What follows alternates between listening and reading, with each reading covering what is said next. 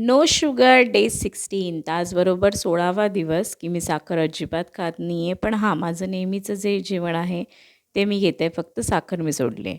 तर आज कुठलाही प्रोटीन नाश्ता मी नाही करत आहे. लेकाची फर्माईश आहे म्हणून डोसा करते.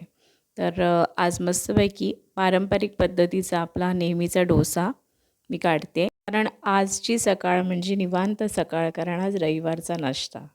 तर आज मी डोसाबरोबर केलेली आहे चटणी. फक्त हिरव्या मिरचीच्या ऐवजी मी लाल मिरची घालून ही खोबऱ्याची चटणी केली आहे. तर आज मला 2 फंक्शन्स आहेत, त्यामुळे जेवण बनवायला खरं सुट्टी आहे.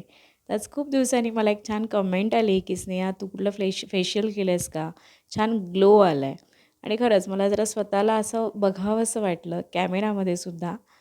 कारण जेव्हा तुम्ही साखर बंद करता ना, तेव्हा हा पहिला परिणाम तुमच्या चेहऱ्यावर जाणवतो की चेहरा स्वच्छ होतो.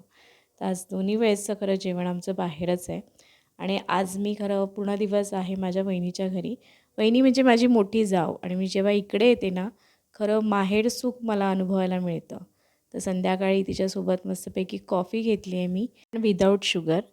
आणि तिचं नेहमीप्रमाणे सुरू होतं, "ठीक आहे, तू साखर हे खात नाही ना, मग तू कचोरी खा, मग तू हे खा, मग ते खा." पण मी तिला म्हटलं, "नको, कशाला उगाच उगाच चुकीच्या सवयी लावा परत."